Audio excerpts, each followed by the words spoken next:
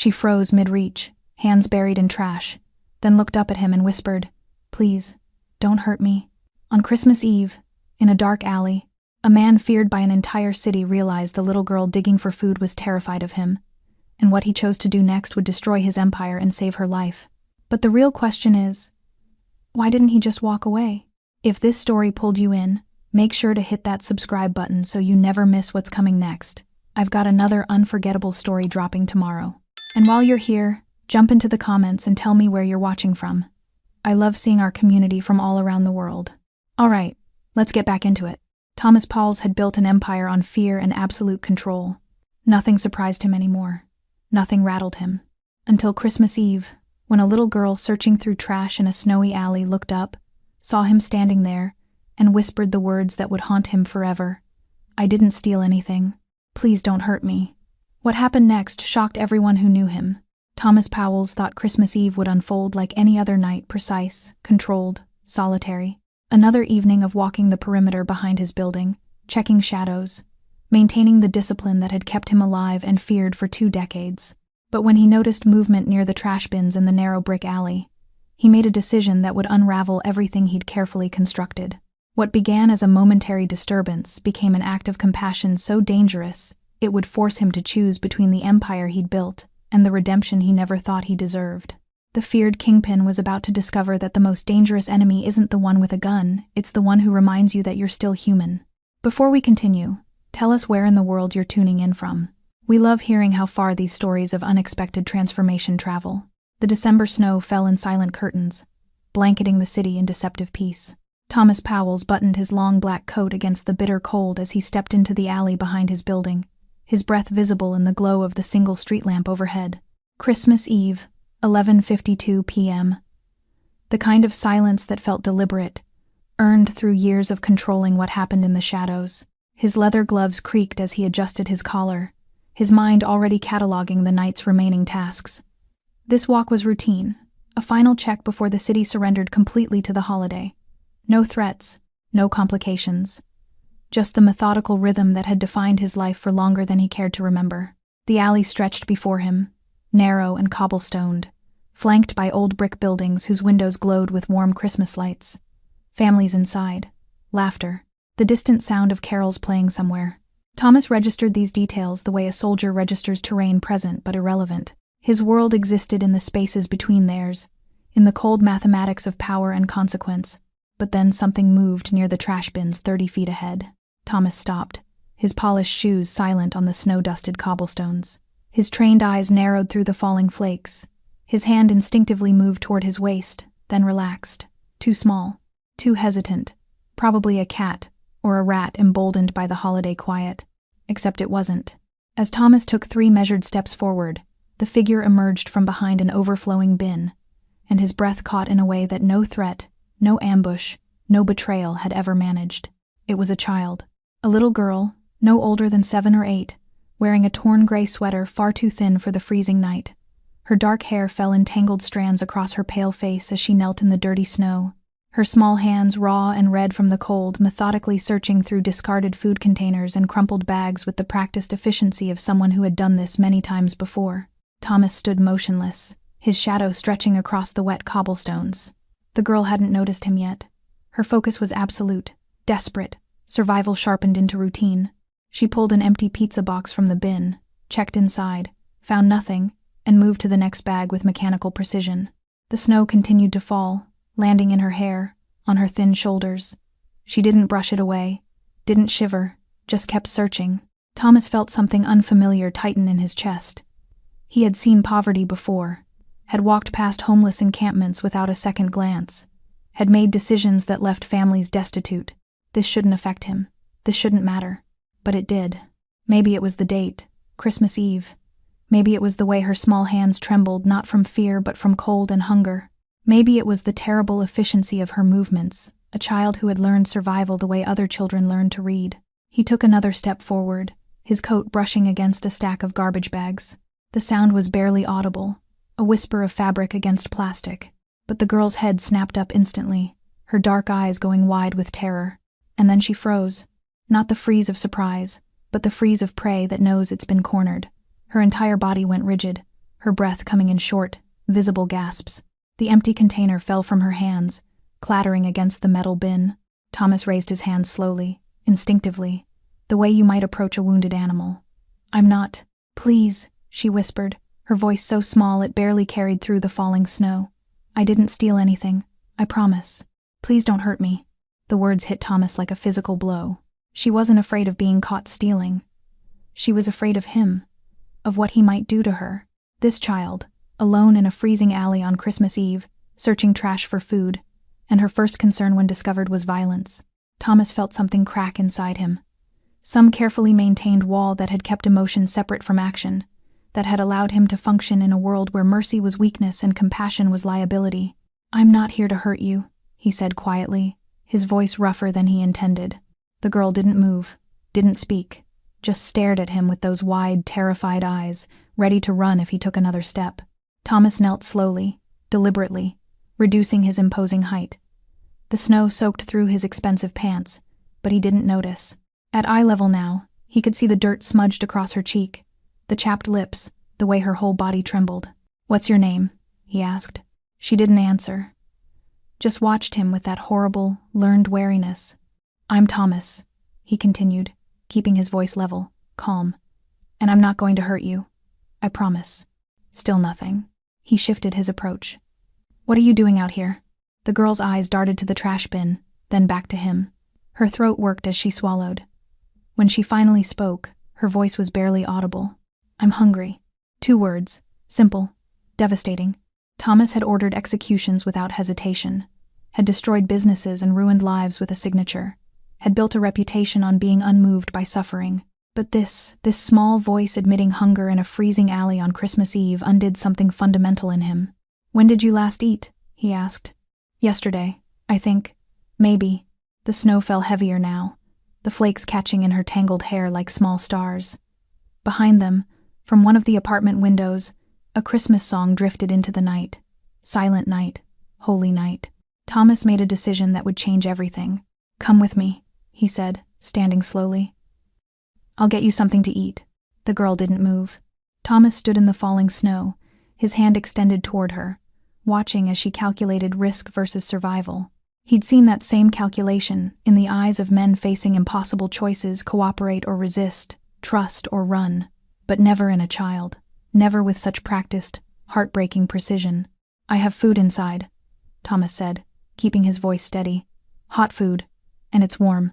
Her eyes flickered toward the building behind him, then back to his face, searching for deception, for danger, for the catch that always came with offers too good to be true. "You won't," she started, then stopped. Her small hands twisted together, the knuckles white and cracked from the cold. "Won't what?"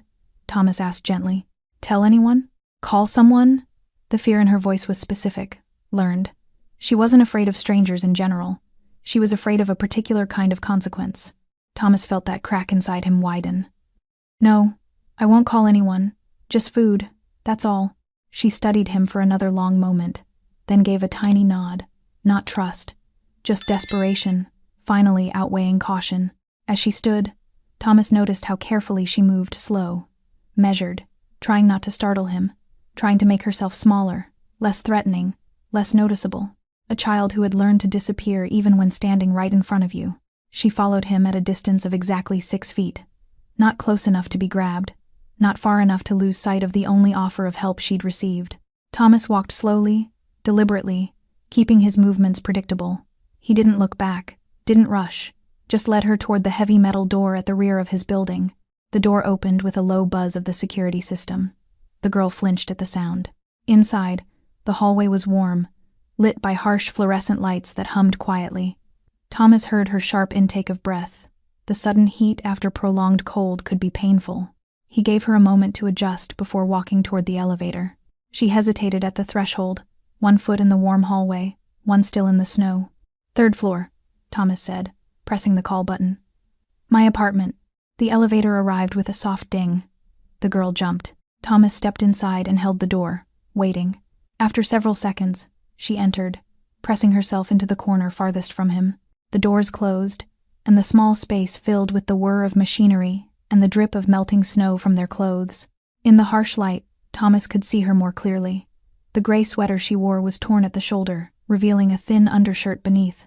Her jeans were too big, held up by a frayed belt, and her sneakers, cheap canvas, soaked through, had holes near the toes. But it was her hands that drew his attention. They were a child's hands, small and delicate, but the skin was rough and reddened, the fingernails cracked and dirty.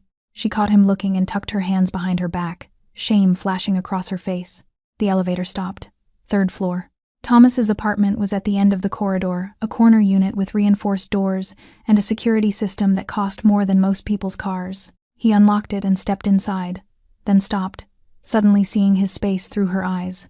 It was sterile, precise, every surface clean, every item in its place.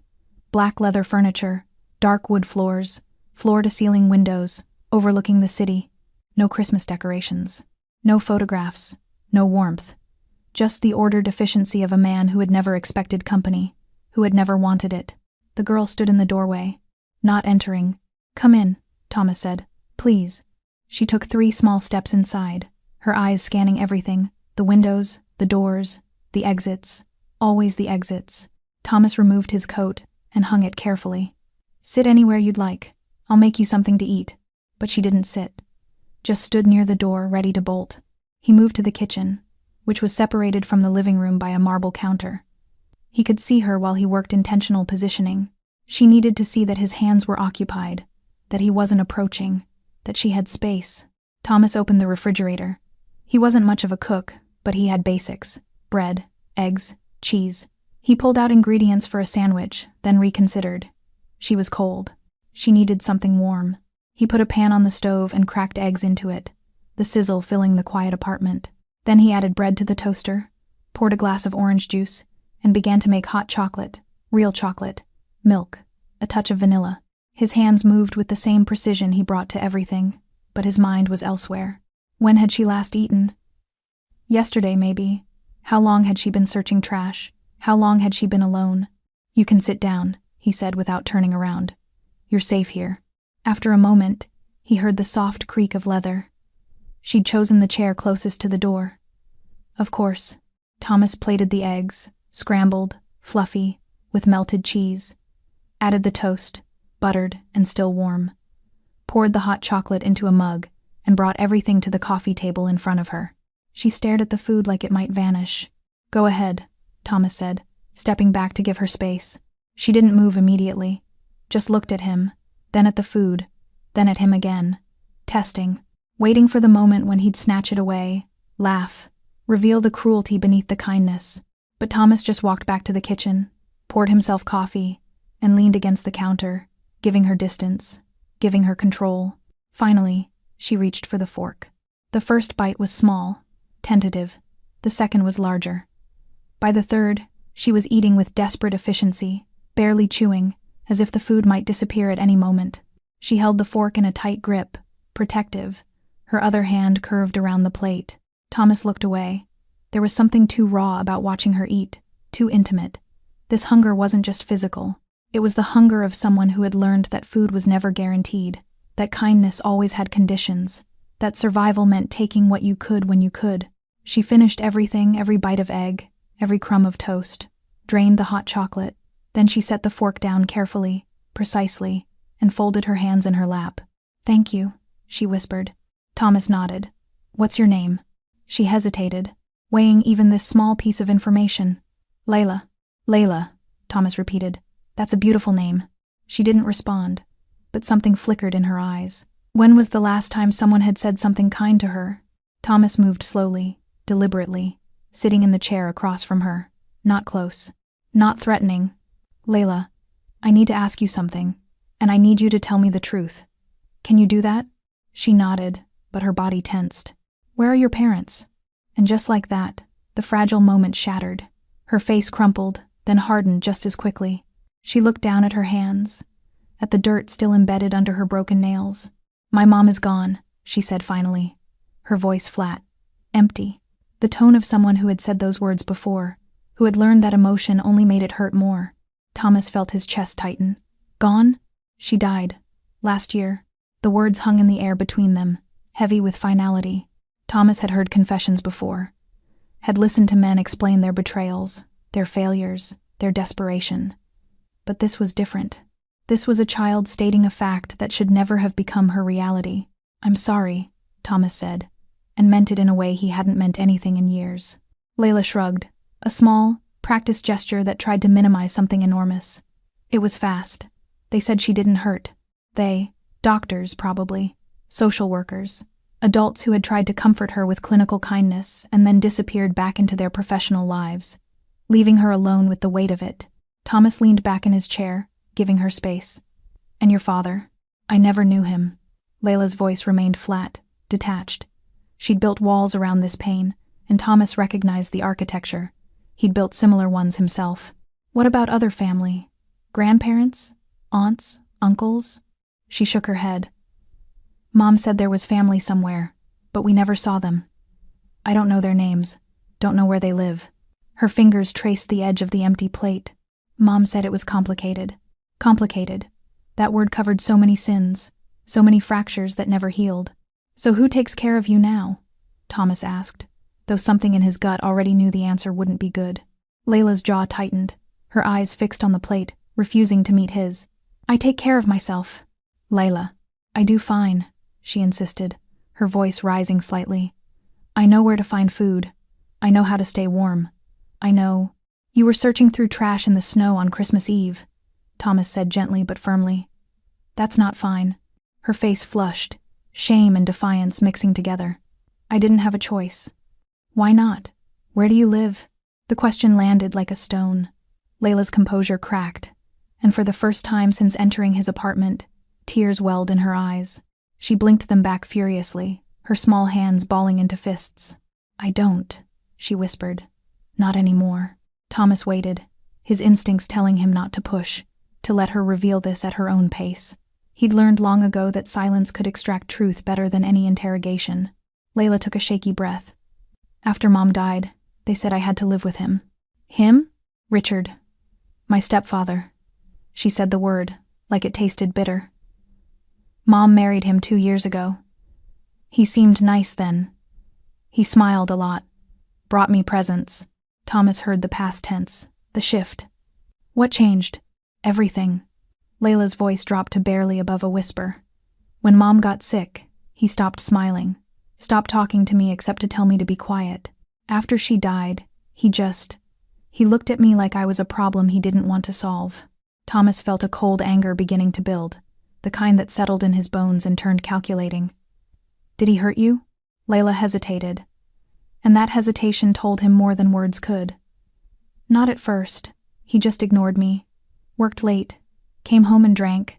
I'd make dinner for myself, do my homework alone, go to bed. It was like living with a ghost. But then," Thomas prompted, "then he started getting angry." Her voice trembled now, the walls crumbling. "About everything. About dishes in the sink. About my backpack in the hall. About me existing in the same space as him. He'd yell for hours about how I was ungrateful, how much I cost him, how he didn't ask for this." Thomas's hands tightened on the armrest, but he kept his voice calm. "Did the yelling escalate?" Layla nodded, a tear finally escaping down her cheek. "He'd throw things. Not at me, but near me. Plates, books. Once he threw a chair across the kitchen because I asked if we could have dinner together." She wiped at her face with the back of her hand. "And then he started pushing me, just a little at first, out of the way when I was in the hallway, away from the refrigerator when he wanted something. But it got harder, rougher." The apartment was silent except for the quiet hum of the heating system. Thomas sat perfectly still. But inside, something dark and familiar was awakening the part of him that understood violence, that knew how to apply it with precision. "I tried to be invisible," Layla continued, her voice breaking. "I tried to stay in my room. I tried not to need anything, not to ask for anything. But it didn't matter. He'd find reasons. Said I reminded him of Mom, and that looking at me made him angry. Said I was a burden he never wanted." "How long did this go on?" Thomas asked quietly. "Months, maybe 6. I don't know." The days all blurred together. Layla's shoulders shook. "And then 3 weeks ago, he came home really drunk, started yelling about money, about bills, about how much easier his life would be if I just disappeared. He grabbed my arm so hard it left bruises, and he said—" She stopped, her breath coming in short gasps. What did he say? Layla. He said he wished I'd died instead of Mom. The words landed like a gunshot. Thomas closed his eyes briefly, forcing himself to remain calm, to not react in a way that would scare this child who had already been scared enough for a lifetime. That's when I left, Layla said, her voice steadier now, as if speaking it aloud had released something. I waited until he passed out, took my backpack, put in some clothes, and the only picture I have of Mom. Left in the middle of the night, and didn't go back. 3 weeks ago, Thomas said. You've been on the streets for 3 weeks? She nodded. I stayed in a shelter for a few days, but they asked too many questions. Said they'd have to call social services. I was scared they'd send me back to him, so I left. And you've been alone since then? Yes. Thomas leaned forward, his elbows on his knees. Layla, what about school? Teachers? Didn't anyone notice you were missing? A bitter smile crossed her young face. Too old for someone her age. Richard called me in sick, said I had the flu, and winter break started 2 weeks ago, so nobody's checking. By the time school starts again, I'll just be another kid who moved away. The casual way she said it, the acceptance that she could simply disappear without anyone caring, broke something in Thomas that he thought was long beyond breaking. Did you try to find your family, your mother's relatives? I don't know where to start. Mom never talked about them. I don't have addresses, phone numbers, nothing. For all I know, they don't even know I exist. Alone. Completely, utterly alone. A child navigating a hostile world with nothing but survival instinct and fear. Thomas stood slowly, walked to the window. The snow was still falling, covering the city in white. Somewhere out there, a man was sleeping off his drunken rage, probably not even noticing the child who'd fled his cruelty. You're not going back there, Thomas said, his voice harder than he intended. Lila looked up at him, confusion and hope warring on her face. What? You're not going back to him, ever. Layla stared at Thomas as if she'd misheard him. What do you mean? Thomas turned from the window, his expression set with the same finality he brought to every irreversible decision he'd ever made. I mean, you're staying here tonight. Tomorrow, we'll figure out what comes next. But you're not going back to that man. Not tonight. Not ever. But you don't even know me, Layla said, confusion evident in her voice. Why would you? Because no child should be searching through trash for food on Christmas Eve, Thomas interrupted. Because no child should be afraid to go home. Because it's the right thing to do. The words felt foreign in his mouth. When was the last time he'd done something simply because it was right? When was the last time he'd made a decision that didn't calculate profit, leverage, or strategic advantage? Layla's lower lip trembled. You're not going to call the police? Or social services? Thomas considered his answer carefully. The truth was complicated. The legal thing would be to contact authorities, to let the system handle this. But he'd seen enough of how systems worked, how children got lost in bureaucracy, how they ended up in worse situations than the ones they'd escaped. And something deeper, something he didn't want to examine too closely, told him that this child had found her way to him for a reason. Not tonight, he said. Tonight you're safe. That's all that matters right now. Layla nodded slowly, but her body remained tense, coiled, ready to run if this kindness revealed itself as another form of cruelty. Thomas glanced at the clock. 12:47 a.m. Christmas Day now. You need sleep. Real sleep, in a real bed. Come on. He led her down the hallway, acutely aware of how she maintained that same careful distance close enough to follow, far enough to escape. The apartment had 2 bedrooms. His own, stark and utilitarian, and a guest room that had never housed a guest. Thomas opened the door to the spare room. It was as impersonal as the rest of the apartment. A queen bed with white linens, a dresser, a lamp. No decoration, no warmth, but clean and safe. The bathroom is there, he said, pointing to the adjacent door. There are clean towels in the cabinet. Do you want to take a shower? Get warm? Layla looked at the bathroom like it was a luxury she'd forgotten existed. Yes, please. Take your time. I'll find you something clean to wear. He left her standing in the doorway, still hesitant, still waiting for the catch. In his own room, Thomas searched through his dresser. Everything he owned was too large for a child, but he found an old t-shirt that would work as a nightgown and a pair of sweatpants with a drawstring. He knocked softly on the guest room door. It opened a crack she hadn't gone into the bathroom yet. Here, he said, handing her the clothes through the gap. They'll be big, but they're clean and warm. Thank you, she whispered. Thomas returned to the living room and stood at the window, watching the snow fall over the city. Below, The streets were empty, the occasional car passing through pools of streetlight. Somewhere in this city, Richard was probably asleep, unaware that the burden he'd wished away had found protection in the most unlikely place. Thomas pulled out his phone, scrolled through contacts, stopped on a name. He typed a message. Need information on someone. Richard. Last name unknown. Stepfather to a child named Layla. Approximately 8 years old. Mother deceased within the last year. Address probably within 5 miles of downtown. Send me everything. The response came within seconds. On it. We'll have it by morning. Thomas put the phone away. Information first, then decisions. The sound of running water came from down the hall. He tried to imagine what Layla was feeling. The first hot shower in 3 weeks, soap, shampoo, safety. The simple dignities that everyone deserved but not everyone received. 20 minutes passed before he heard the bathroom door open. He stayed in the living room, giving her privacy, giving her space to exist without surveillance. When she finally appeared in the doorway, she looked different. Cleaner. Yes, but also younger somehow. The dirt and survival had aged her. But now, in a too large t-shirt that hung to her knees, her dark hair damp and combed back, she looked like what she was, a child who should be worried about homework and friends, not where her next meal would come from. Feel better? Thomas asked. She nodded. I forgot what hot water felt like. The casual statement hit Thomas harder than any accusation could have. She'd forgotten. In 3 weeks, she'd forgotten the basic comfort of hot water. You should sleep, he said. The bed is comfortable. There are extra blankets in the closet if you get cold. Layla didn't move. What do you do? For work, I mean. The question was inevitable, but Thomas still wasn't prepared for it. How did you explain to a child that you made your living in shadows, that your power came from fear, that the apartment she was standing in was paid for by things she should never know about? I handle problems for people, he said carefully. Business problems. Are you going to handle Richard? The directness of the question surprised him. She wasn't asking out of curiosity. She was asking because she needed to know if the monster who'd terrified her would face consequences. Yes, Thomas said simply.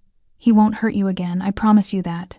Something in Layla's expression shifted, not quite trust, but maybe the beginning of belief that someone was finally on her side. Why are you helping me? She asked. You don't know me. I could be lying about everything. Thomas studied her. Are you? No.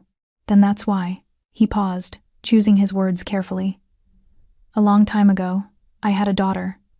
She would have been about your age now. What happened to her? I lost her. Made choices that took me away from her. And by the time I realized what I'd given up, it was too late to get it back. Thomas met Layla's eyes. I can't fix that. Can't undo those choices. But maybe I can make sure you're safe. Maybe that counts for something. Layla was quiet for a long moment.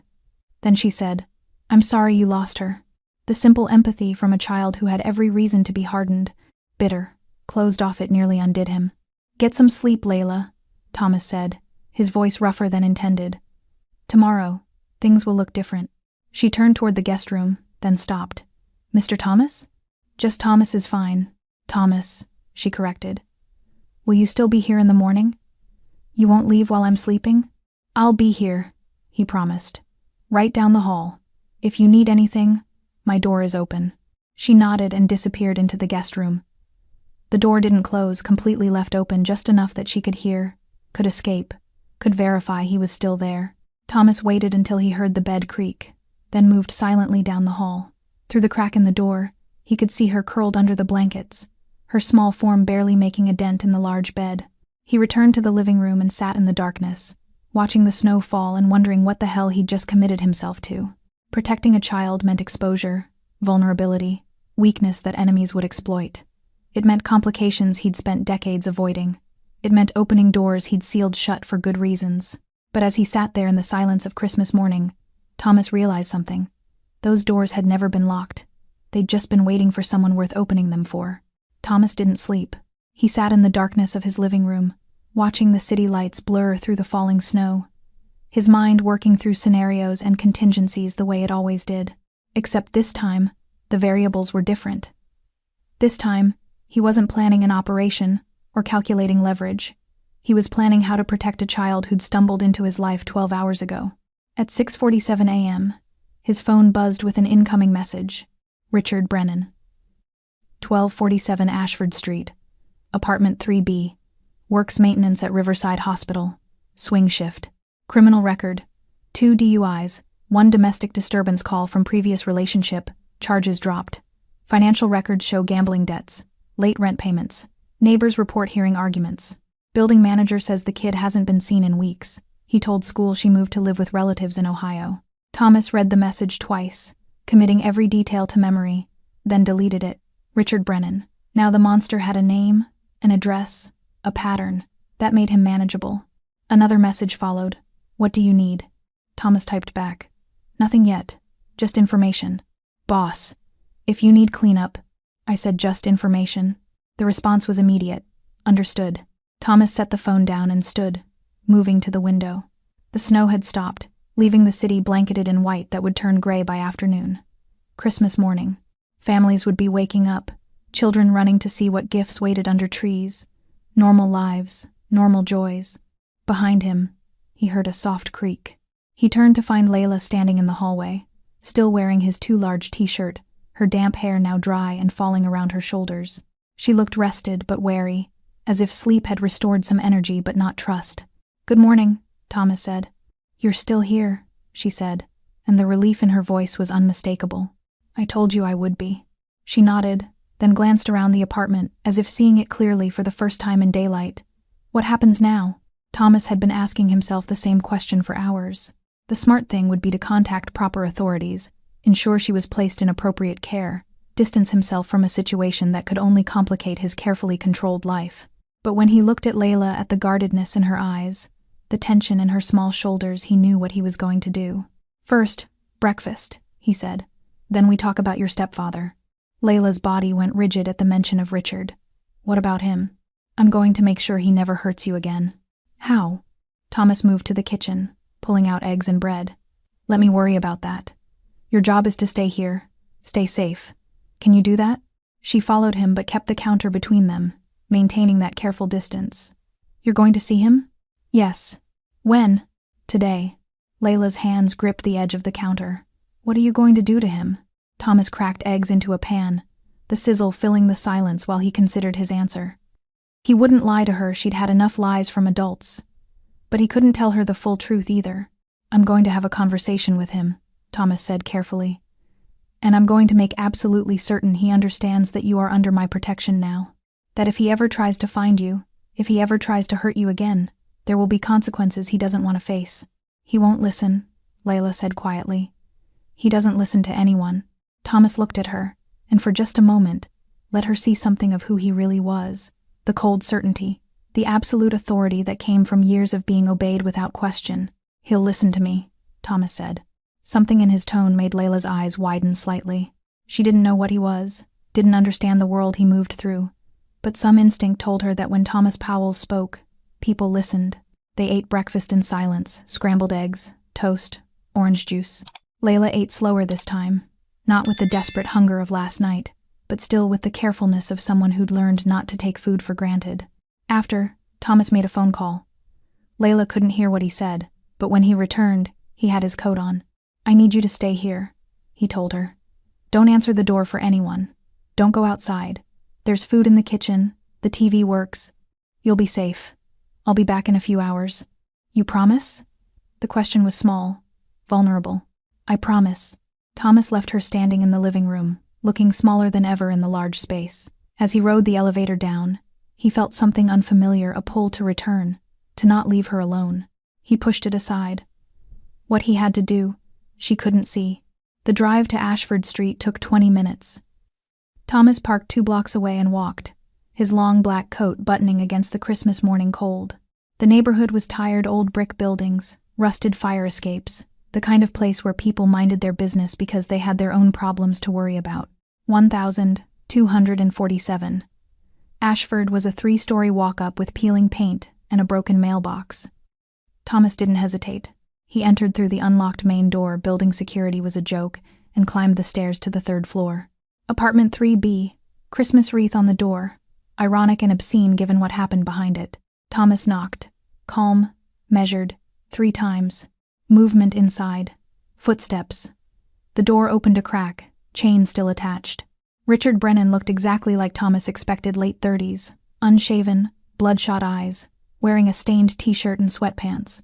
The smell of stale alcohol wafted through the gap. "What?" Richard's voice was rough, annoyed at being disturbed. Thomas didn't answer immediately, just looked at him, let the silence stretch, let the man's irritation turn to unease. "Who the hell are you?" Richard demanded. "We need to talk about Layla," Thomas said quietly. Richard's expression shifted confusion, then recognition, then something like relief. "She came back? Where is she? Little brat's been gone for—" "She's not coming back," Thomas interrupted, "and you're going to understand why." Richard's face darkened. "Listen, I don't know who you are, but that kid is my responsibility. Her mother married me, and that makes her—" "Nothing," Thomas said, his voice dropping to something cold and final. "She is nothing to you anymore. You lost any claim to her the moment you put your hands on her." Richard's jaw clenched. "She's been telling stories, has she? Ungrateful little—" Thomas moved before Richard could finish the sentence. He pushed the door hard enough that the chain snapped, stepped inside, and closed the door behind him with deliberate calm. The apartment was a disaster, empty bottles, unwashed dishes, the stench of neglect and anger. Richard stumbled backward. "Hey, you can't just—" "Sit down," Thomas said. Something in his voice, the absolute authority, the implicit threat, made Richard obey. He sank onto a stained couch, suddenly aware that he'd misjudged this situation badly. Thomas stood over him, hands in his pockets, expression neutral. But his eyes held something that made Richard's bravado crumble. "Here's what's going to happen," Thomas said, his voice conversational, almost pleasant. "You're going to forget Layla exists. You're not going to look for her. You're not going to report her missing. You're not going to tell anyone about her. As far as you're concerned, she moved away to live with relatives, exactly like you told her school." "You can't tell me." "I can," Thomas interrupted. "And I am, because if I hear that you've tried to find her, if I hear that you've asked questions, if I hear that you've so much as spoken her name—" He paused, leaning forward slightly. "I will come back, and next time, we won't have a conversation." Richard's face had gone pale. "Who are you?" Thomas straightened.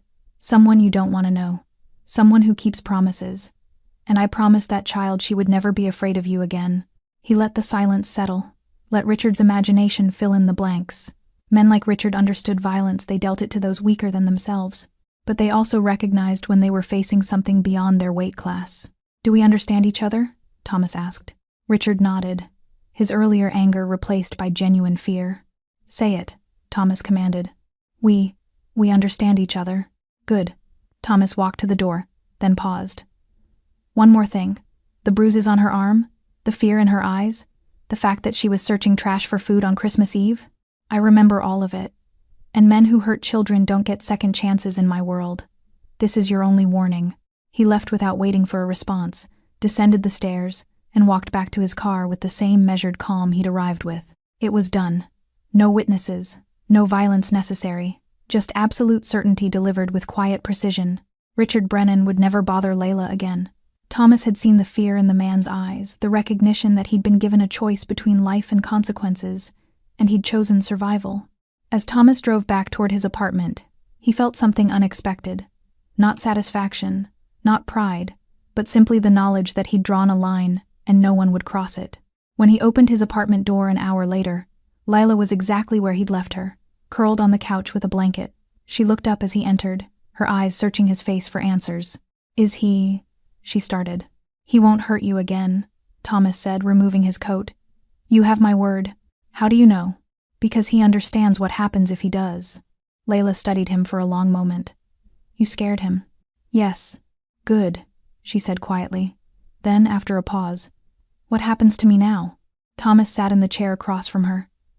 This was the question he'd been avoiding, the one without easy answers. "What do you want to happen?" he asked. Layla looked surprised, as if no one had asked her opinion in longer than she could remember. "I don't want to go back to him. I don't want to go to a shelter. I don't want strangers deciding where I belong." "Then you stay here," Thomas said. "For now. Until we figure out something permanent. Here, with you? If that's what you want." Layla's eyes filled with tears, but she blinked them back. "Why would you do that?" "Because everyone deserves a safe place," Thomas said simply. "And right now this is yours." 3 days passed, then a week, then 2. Layla moved through Thomas's apartment like a ghost at first. Quiet, careful, expecting at any moment to be told she'd overstayed her welcome. She ate small portions, asked for nothing, and apologized for existing in ways that made Thomas's chest tighten. But slowly, gradually, something began to shift. On the third day, she laughed at something on television, a surprised, genuine sound that she immediately tried to suppress. On the fifth day, she asked if she could take a book from his shelf. On the eighth day, she fell asleep on the couch instead of retreating to the guest room the moment evening arrived. Thomas watched these small transformations with something he couldn't quite name. Relief, maybe, or hope. Dangerous emotions for a man who'd built his life on control and detachment. But with each passing day, he also became more aware of the impossibility of the situation. Layla couldn't simply exist in limbo. She needed structure, education, normalcy, things he had no idea how to provide. On a gray January morning, Thomas sat at his kitchen counter with coffee and made a list. Not the kind of list he usually made.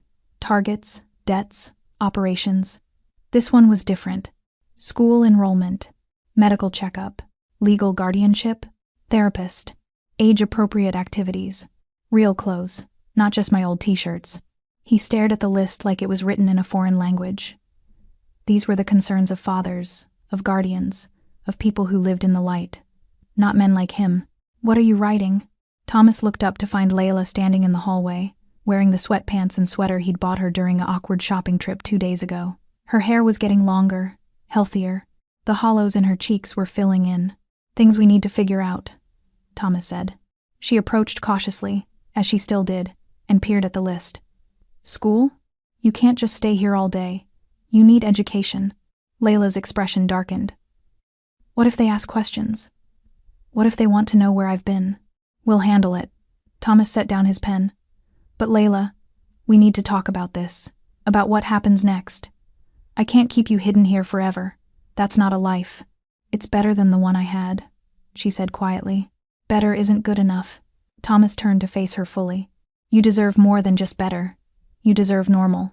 Friends, school, a childhood." "I don't need normal," Layla insisted, her voice rising slightly. "I just need to be safe." "You can have both." She shook her head, fear creeping into her eyes. "If people start asking questions, if they find out about Richard, they'll put me in the system. Foster care. And then I'll just be moved around until I'm 18, and nobody will care what happens to me." Thomas recognized the fear she'd done research, probably during the 3 weeks she'd been on the streets, talked to other kids, heard the stories. "That's not going to happen," Thomas said firmly. "How do you know?" "Because I won't let it." Layla studied him with that too-old wisdom in her young eyes. "You can't promise that. You're not my parent. You're not family. The state won't care what you want." She was right, and they both knew it. The legal reality was complicated, messy, potentially dangerous for both of them. Thomas had been avoiding this conversation, but it couldn't be delayed any longer. "Then we make it legal," Thomas said, the decision forming as he spoke. "I'll become your legal guardian." Layla's eyes widened. "You can do that?" "I can try. It won't be simple, but I have resources. Lawyers who can navigate the system." He paused, making sure she understood. "But Layla, if we do this, if I become your guardian, there are rules, boundaries that we both have to respect." "What kind of rules?" Thomas stood, walked to the window. How did he explain this? How did he tell a child that the man protecting her was also someone she needed protection from? "My work," he began carefully. "The things I do, the people I deal with. You can never be part of that world. Never." "What do you mean?" Thomas turned to face her. "I mean that my business stays completely separate from you. You'll never meet my associates. You'll never be in the room when I'm handling work. You'll never hear conversations you shouldn't hear. There will be parts of my life that are locked away from you, and they have to stay that way." Layla frowned. "Why?" "Because my world is dangerous," Thomas said bluntly. "And if I'm going to do this, if I'm going to raise you, then I need to know you're protected from that danger, which means keeping you completely away from it." "Are you a criminal?" The question was direct, fearless. Thomas considered lying, considered deflecting. But he'd promised himself he wouldn't treat her like a child too young to handle truth. "I operate in gray areas," he said carefully. "I solve problems for people who can't use legal channels. Sometimes that means bending rules. Sometimes it means breaking them. But I'm going to be honest with you, I will never involve you in any of it. You'll go to school, you'll have friends, you'll live a normal life, and what I do to make that possible stays in the shadows where it belongs. Layla was quiet for a long moment. Will you teach me to defend myself? The question surprised him.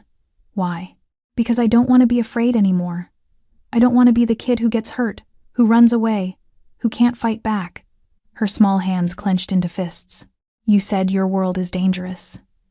But the normal world is dangerous too. Richard was normal. He went to work, paid bills, looked like everyone else, and he still hurt me. Thomas saw the logic, the pain behind it. She was right, danger didn't just live in his world of shadows and secrets. Self-defense, he said finally. Discipline, confidence. I can teach you those things, but not violence. There's a difference. What difference? Violence is about hurting people. Self-defense is about protecting yourself. One creates victims, the other prevents them. Thomas crossed his arms. If I teach you, you follow my rules. You learn control before you learn techniques.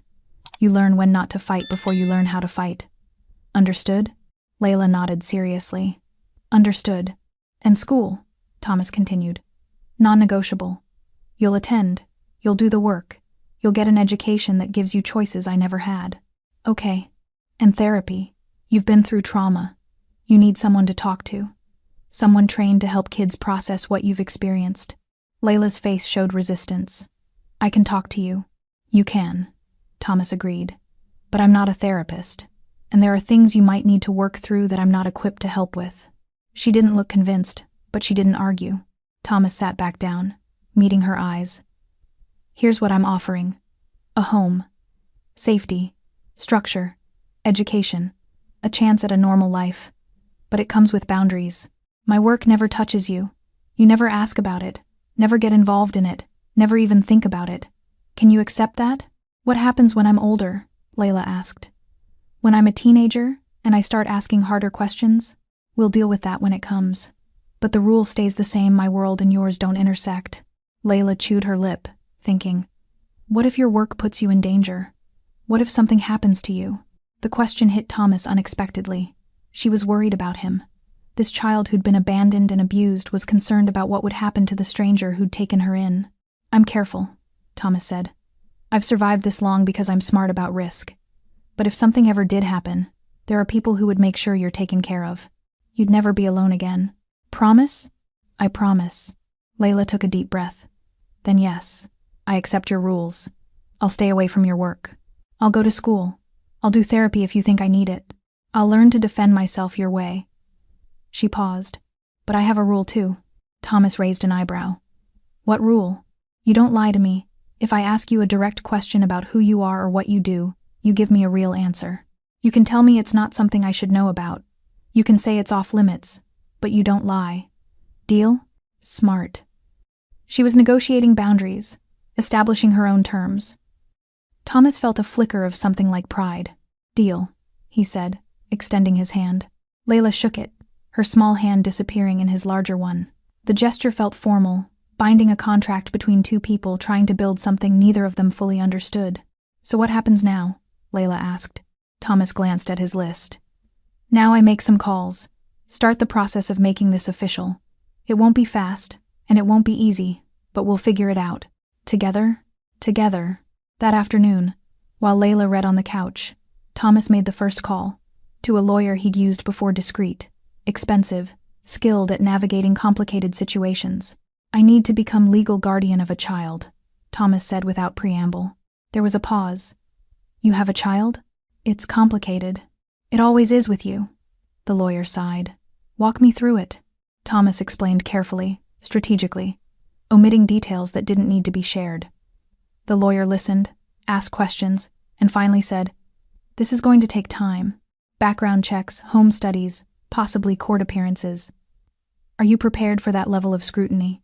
Thomas looked at Layla, curled up with a book, finally starting to look like a child instead of a survivor. Yes, he said. I'm prepared, because for the first time in 20 years, Thomas Powell's had something worth being scrutinized for. The first sign of trouble came 3 weeks later. Thomas was in his study, the one room in the apartment Layla had been told was off limits, when his phone buzzed with a message from one of his lieutenants. People are asking questions. About the girl. Thomas's jaw tightened. He'd known this moment would come. In his world, nothing stayed hidden for long. Someone had seen Layla coming or going from the building. Someone had noticed Thomas buying children's clothes, enrolling a child in school, acting like a man with something to protect. And in his line of work, anything you protected became a liability. He typed back. What kind of questions? Curious ones. For now. But curiosity turns into opportunity. You know how this works. Thomas did know. He'd exploited the same pattern himself. Find what matters to someone, and you find their pressure point. Their weakness. Their breaking point. Who's asking? Dimitri's people. Casually. Like they're just making conversation. Dmitri Volkov. A rival with ambitions and a reputation for finding creative ways to eliminate competition. Thomas had been expecting Dmitri to make a move eventually, but he'd hoped to have more time to establish Layla's guardianship, to make her legally untouchable. Tell them nothing, Thomas typed, and let me know if the questions stop being casual. He set the phone down and stared at the wall. This was the complication he'd feared from the beginning. By taking Layla in, by caring about her safety, he'd given his enemies exactly what they'd been looking for: leverage. A soft knock on the study door pulled him from his thoughts. Thomas? Layla's voice, tentative. Is everything okay? He'd told her never to disturb him when the study door was closed.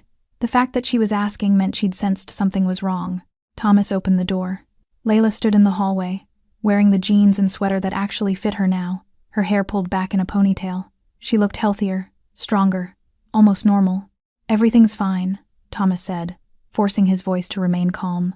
But Layla had learned to read people during her time on the streets. You're lying. Thomas remembered their deal. No lies. There's a situation, he admitted, related to my work. Nothing for you to worry about. Is it about me? She wasn't backing down. Thomas hesitated, then nodded slightly. People have noticed you're here. They're asking questions. Fear flickered across Layla's face. What kind of people? The kind who look for advantages. The kind who use information as currency. Thomas kept his tone even, controlled. But I'm handling it. Maybe I should leave, Layla said quietly. Go somewhere else, so they can't use me against you. The suggestion hit Thomas like a physical blow. She was willing to sacrifice her own safety for his. This child who'd finally found shelter was prepared to walk back into danger to protect him. No, Thomas said firmly. That's not happening. You're staying here, and you're staying safe. This is my problem to solve. But if I'm making things dangerous for you, Layla. Thomas placed his hands on her shoulders, meeting her eyes. Listen to me. You are not a problem. You are not a burden. And you are not responsible for the choices I've made. I knew what I was doing when I took you in, and I knew there would be complications. That's on me, not you. But. No buts. You're staying. End of discussion. He released her shoulders, his tone softening. Go finish your homework. I have some calls to make. Layla lingered, clearly wanting to argue further, but something in Thomas's expression stopped her. She nodded slowly and retreated to her room. Thomas returned to his study and made the first call. We need to talk, he said when the line connected. Tonight, usual place. The meeting took place in a warehouse Thomas owned on the industrial edge of the city. 5 men sat around a scarred wooden table, his most trusted associates, the ones who'd helped him build and maintain his empire. They looked at him with a mixture of respect and confusion. Thomas rarely called emergency meetings, and he never showed concern. But tonight, they could see the tension in his posture, the calculation in his eyes. Dimitri's people are asking about the girl, Thomas began without preamble. Which means Dmitri knows I've got someone in my life now. Someone who matters. One of the men, a scarred veteran named Jacob, spoke up. We can handle Dmitri. Send a message. Make it clear that she's off limits. That just confirms she's important, another man said. Shows we're worried. Makes her more valuable as a target. Thomas had already considered both approaches. Neither option works. If we do nothing, Dmitri tests boundaries until he finds one we'll defend. If we react too strongly, we confirm what he suspects. So what's the play? Jacob asked. Thomas stood, walked to the window overlooking the dark warehouse floor. I'm pulling back. Silence fell over the room. Someone finally spoke. Pulling back from what? Everything. Operations, territory, the business. The reaction was immediate and loud. You can't be serious. We've spent years building this. All of it? Because of one kid? Thomas turned to face them. Yes, all of it. Because that kid deserves a chance at a normal life, and she can't have that while I'm in this world. Every day I stay in this business, I put her at risk. So I'm getting out. Jacob shook his head. Thomas, you walk away from this. There's going to be a war. Everyone we've kept in check will see it as an opening. People will die. Then make sure our people are protected in the transition, Thomas said. I'm not abandoning anyone.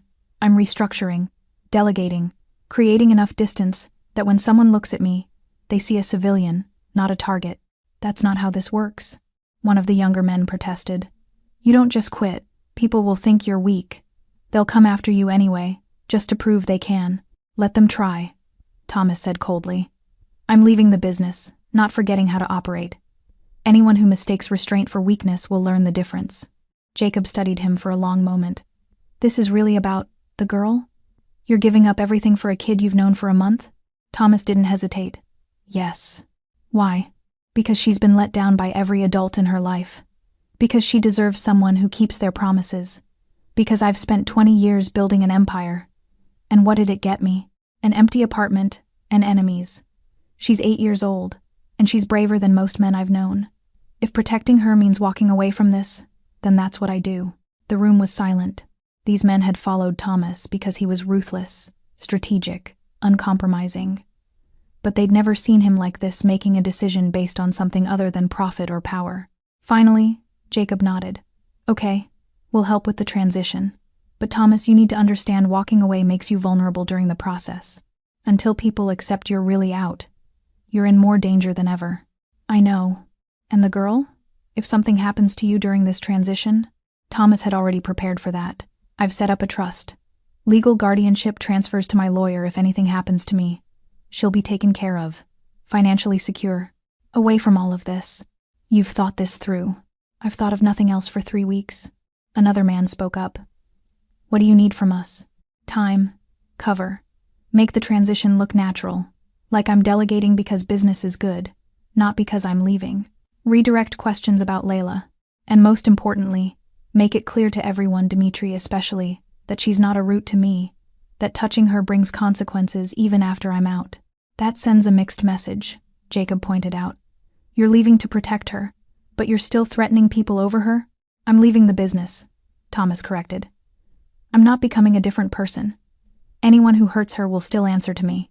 That message needs to be crystal clear. The men exchanged glances, then nodded one by one. How long until you're out completely?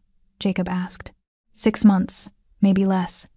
I need to liquidate assets, transfer operations, tie up loose ends. But every day, I'm less involved, less visible, less vulnerable. And if Dimitri makes a move before then? Thomas's expression hardened. Then I remind everyone why they feared me in the first place. I'm walking away, but I'm not walking away weak. The meeting lasted another hour as they discussed specifics, which operations to dissolve, which to transfer, how to handle the inevitable questions and power struggles. By the time Thomas left, the plan was in motion. But as he drove back to his apartment through the dark city streets, Thomas felt the weight of what he'd committed to. He was dismantling everything he'd built, walking away from the only life he'd known for 2 decades. All for a child who'd looked at him with terrified eyes in a snowy alley and whispered, "Please don't hurt me." When he entered the apartment, it was nearly midnight. He expected Layla to be asleep, but she was curled on the couch, a book open in her lap, her eyes heavy. "You're still up," Thomas said. "I wanted to make sure you came back," she admitted quietly.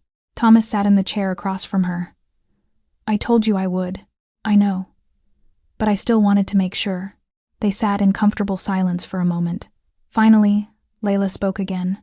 "Are we going to be okay?" Thomas looked at this child who'd already survived more than most adults, who'd learned to fear the very people who should have protected her, who'd found the courage to trust again despite every reason not to. "Yes," he said. "We're going to be okay." "How do you know?" "Because I've made a choice. And when I make a choice, I see it through, no matter what it costs." Layla studied him with those 2 wise eyes. "What's it costing you?" Thomas considered the question. His empire, his power, his identity, everything he'd spent his adult life building.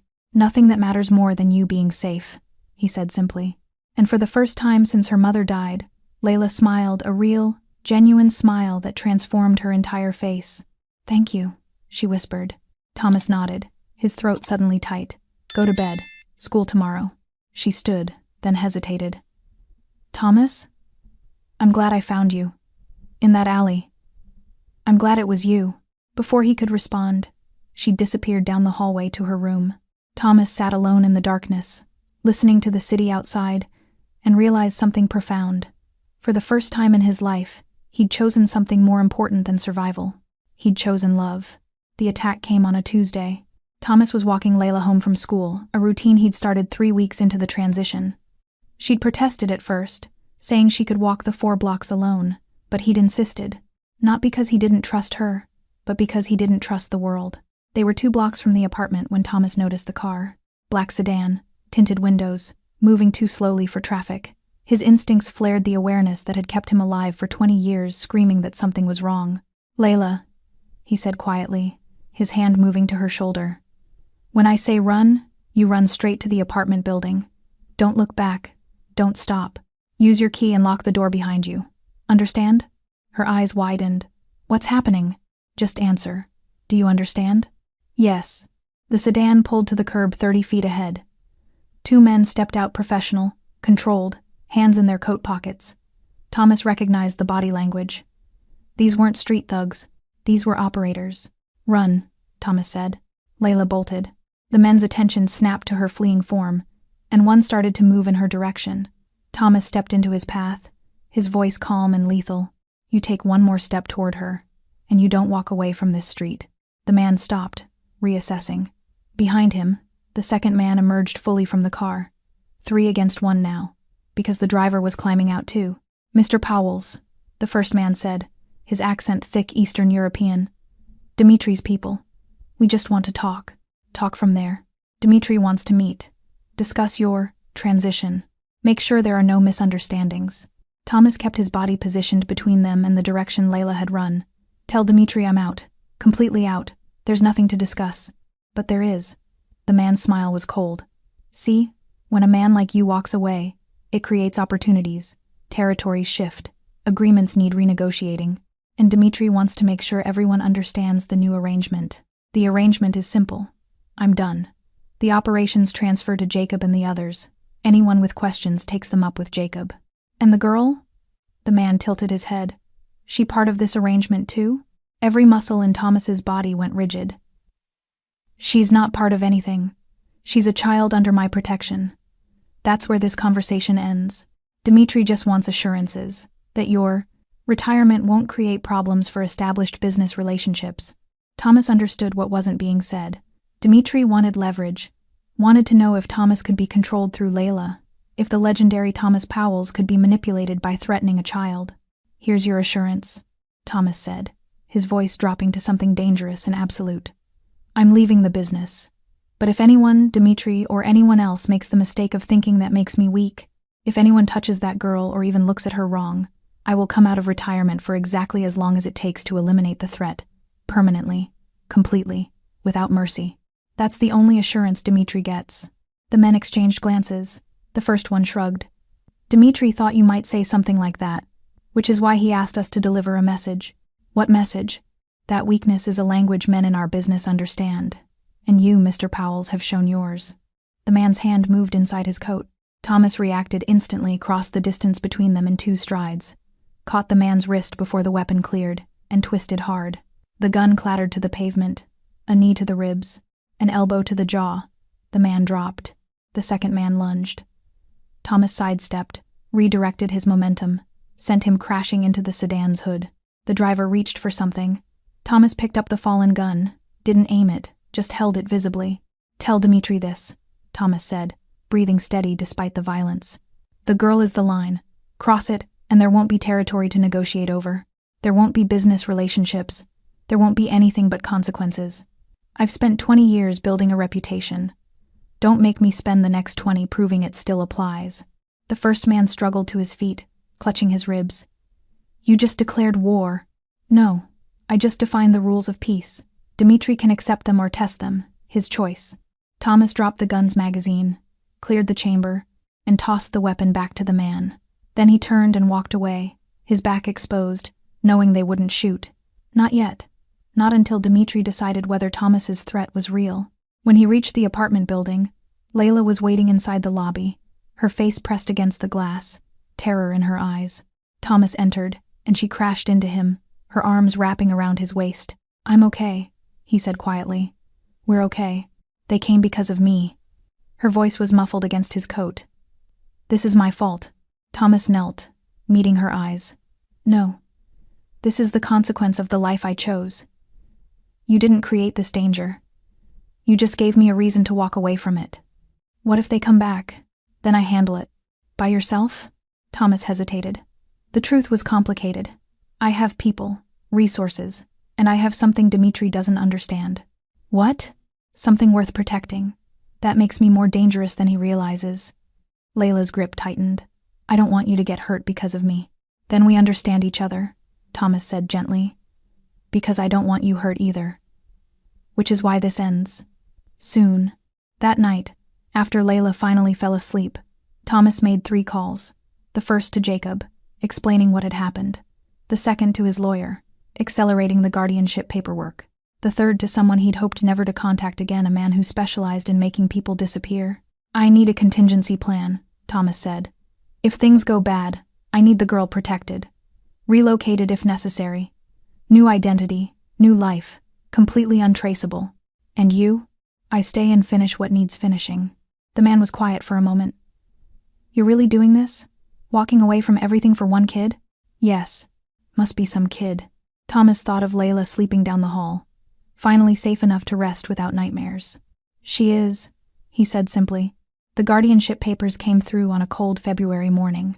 Thomas sat at his kitchen counter, staring at the official documents that made him legally responsible for Layla Davis. His lawyer had worked miracles, navigated background checks, managed home studies, smoothed over questions about Thomas's employment and finances.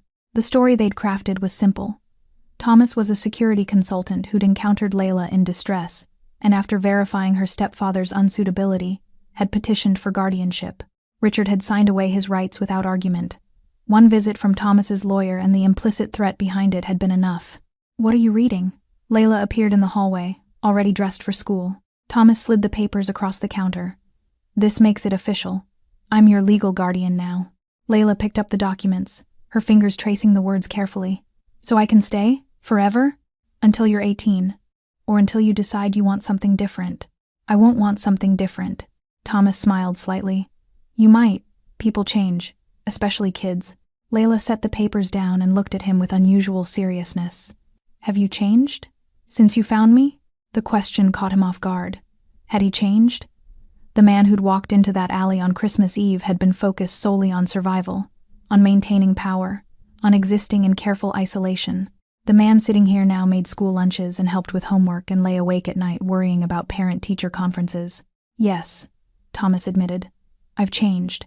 "Good," Layla said, "because the person you were before sounds lonely." She grabbed her backpack and headed for the door, leaving Thomas sitting in stunned silence. This 8-year-old had just delivered a truth he'd spent 20 years avoiding. The rest of the day passed in careful routine. Thomas had transitioned fully out of active operations, now his empire distributed among trusted lieutenants, his involvement reduced to occasional consultations. The money still flowed, enough to support them comfortably, but the danger had diminished. Dimitri had tested the boundaries twice, more subtle probes, watching to see if Thomas's threats were genuine. Each time, Thomas had responded with measured force, nothing extreme, just enough to prove the line he'd drawn was real. Eventually, Dimitri had accepted the new reality. Thomas Powell's was out, and his one vulnerability was so fiercely protected that exploiting it would cost more than it gained. That evening, Thomas picked Layla up from her first therapy session. She climbed into the car quietly, her expression thoughtful. "How was it?" Thomas asked. "Weird." She asked a lot of questions about feelings. "Did you answer them?" "Some." Layla buckled her seatbelt. She asked if I felt safe now. I said yes. "Good." She asked if I was happy. Thomas glanced at her. "What did you say?" I said I'm learning how. Lila looked out the window. "Is that okay? To still be learning?" "Yes," Thomas said quietly. "That's more than okay." They drove in silence for a while. Then Layla spoke again. "Thomas, can I ask you something?" Always. Do you ever miss it? Your old life? Thomas considered the question honestly. Did he miss the power? The respect born of fear? The simplicity of a world where everything was transactional? Sometimes, he admitted, but not enough to go back. Because of me? Because of who I became when I chose you. Layla processed this. The therapist said that people who've been through hard things sometimes push away good things because they're waiting for them to turn bad. She said it's normal. Are you pushing me away? No, but I'm waiting, a little bit, for you to change your mind. Thomas pulled the car over, put it in park, and turned to face her fully. Layla, I'm not changing my mind. I'm not sending you away. This isn't temporary. You're my family now. That's permanent. Tears welled in her eyes. Promise? I promise. She nodded, wiping at her face. Okay, I believe you. They finished the drive home. That night, Layla asked if they could watch a movie together. They sat on the couch. Layla curled under a blanket. Thomas stretched out in the corner, watching something animated and ridiculous that made her laugh. Halfway through, she fell asleep against his shoulder. Thomas didn't move, just sat there, this child who'd survived abandonment and abuse trusting him enough to sleep without fear. He thought about the man he'd been before Christmas Eve, alone, powerful, empty, and he thought about who he was now. Guardian, protector, father in everything but name. The trade had cost him everything he'd built, and it was worth every single loss. Christmas Eve arrived again, exactly 1 year after Thomas had found Layla searching through trash in the snow. The apartment looked different now. There were pictures on the walls, photos from the past year, evidence of a life being lived rather than endured. A small Christmas tree stood in the corner, decorated with ornaments Layla had insisted on buying, including several that were objectively ugly but meant something to her. Thomas stood at the window, watching snow fall over the city, remembering the coldest night of the year when everything had changed. Thomas? Layla's voice pulled him from his thoughts. Can you come here for a minute? He found her in the living room, holding something behind her back, nervous energy radiating from her small frame. I made you something, she said. For Christmas. It's not much, but she pulled out a piece of paper, a drawing, carefully rendered in colored pencils. It showed a narrow alley, snow falling, trash bins against brick walls, and 2 figures, a small girl searching through garbage, and a tall man in a long coat standing in the shadows, watching. But that was only half the drawing. The other half showed the same 2 figures sitting on a couch, watching television, laughing. The same apartment they were standing in now. Safe. Together. Home. At the bottom, in Layla's careful handwriting, were 3 words. My family. Forever. Thomas stared at the drawing, his throat tight with emotions he'd spent 20 years suppressing. This child who'd had every reason to stop trusting, to stop hoping, to accept that the world was cruel and people were temporary, had chosen to believe in permanence, had chosen to call him family. Do you like it? Layla asked uncertainly. Thomas knelt, meeting her eyes. It's the most important thing anyone's ever given me. Layla smiled, relieved.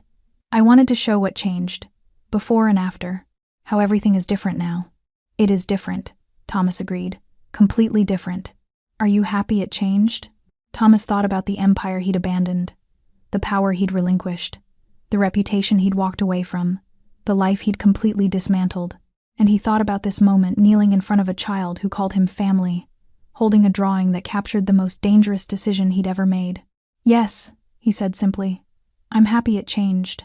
Layla threw her arms around his neck, hugging him tightly. Me too. They spent the evening together, dinner, another terrible movie that Layla loved, hot chocolate before bed. Normal things, simple things, the kind of Christmas Eve that happened in thousands of homes across the city. But for Thomas, it was extraordinary. Because 1 year ago, he'd been alone in the cold, checking shadows out of habit, expecting nothing to change. And now he was here, tucking Layla into bed, listening to her talk about what she hoped Santa would bring, being the kind of person he'd never imagined becoming. Thomas? Layla said sleepily as he turned to leave her room. Yeah? I'm glad you found me, in that alley. I'm glad you didn't just walk away. Thomas paused in the doorway. I'm glad too. Do you think my mom would be happy? That I'm with you? The question pierced something deep in Thomas's chest. Yes, I think she'd be grateful you're safe and loved. That's what good parents want for their children. Layla nodded, satisfied. Good night, Thomas. Good night, Layla. He closed her door softly and returned to the living room. The drawing she'd made lay on the coffee table. Thomas picked it up, studying the contrast between the two halves: desperation and safety, loneliness and connection, survival and living. 1 year ago, he'd been the most feared man in the city. Now he was a father attending school events and learning to braid hair and worrying about whether Layla's science project would be ready on time. 1 year ago, showing weakness would have gotten him killed. Now his greatest strength was loving someone more than he feared the consequences. The choice had cost him everything he'd spent 20 years building, and it had given him everything he'd never known he needed. Thomas set the drawing carefully on the mantel where he could see it every day, a reminder of the moment everything changed. A reminder that redemption wasn't about erasing the past, but about choosing differently when given the chance. Outside, snow continued to fall over the city. Somewhere, people were making decisions that would define their futures. Somewhere, children were searching for safety in a world that too often failed them. But here, in this apartment, a former crime lord and an orphaned child had found something neither had been looking for. They'd found family. And in the end, that was the most dangerous thing Thomas Powell's had ever protected, and the only thing that had ever truly mattered. Thanks for staying with this story right till the final moment. You're the reason these stories come alive. If you're ready for another powerful journey, just tap the next video on your screen. And before you go, leave a quick comment and rate this story from 1 to 10. I'm excited to see your thoughts and connect with you down there.